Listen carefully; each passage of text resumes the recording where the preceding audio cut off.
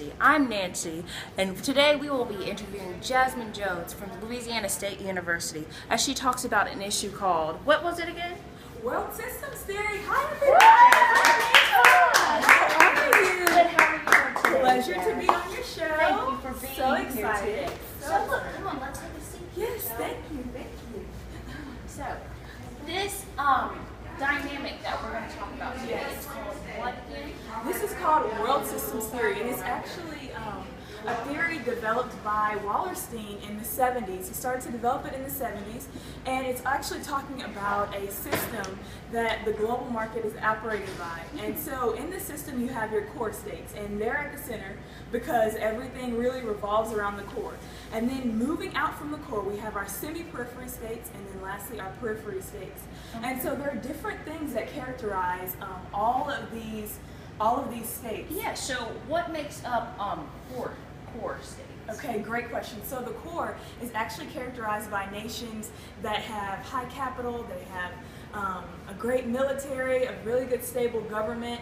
And so if you wanted to look at some examples of these nations, this would be like the US and also some Western European nations like the UK and France. Also Australia is one. Okay. Well, what makes up the peripheral countries? Okay, so your periphery states or your periphery nations are those third world countries, right? They're poor nations, they're underdeveloped, and also something that characterizes them is often in their market, they'll have an undiversified market, so maybe they'll make a lot of their profit off of just this one natural resource or this one trade that they have. Oftentimes they have a high labor force, and so that's another thing that characterizes our periphery. So I'm guessing that semi-peripheral are kind of somewhere in the middle. Could you exactly explain a little bit so more you about said that? it perfectly. They're somewhere in the middle, so they'll have some elements of our core states, some elements of our periphery states, but they don't have enough of each one to fall directly into our core or our periphery. Okay. It looks like, excuse me, we have a question from the audience. Yes. Okay. First of all, introduce yourself. What's your name? Hi, I'm Joy, and I am from the University of New York. Okay. And I have a question for you. Yes. I was wondering can a country move from proprietary to core? So can a country move from the periphery to the core? Yes. Great question. So oftentimes the way the system is set up is very difficult for a country to move from being a periphery state to a core state. And that's because the core doesn't want them to become a core state. The way the system is set up, it's really hierarchical and it's hard to get in.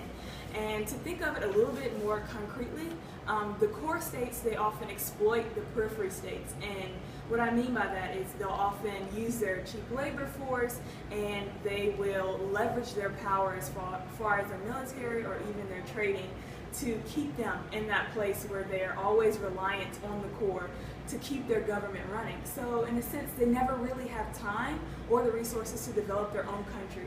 And so in that way, they're always reliant on the core.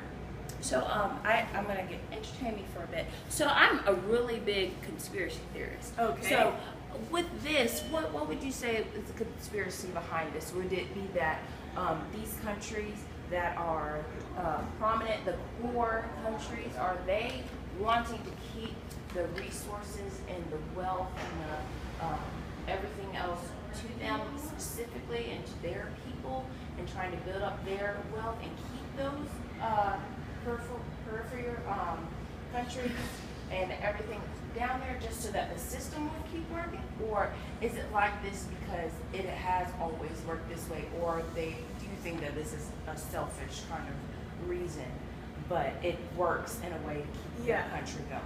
Exactly. So according to the theory, the core does not want the periphery states to come on their level, because otherwise the system would be demolished, right? So in a way, you have to have these periphery states in order to fund, in a sense, or to feed, right, the core, in order for the core to stay in its place of power.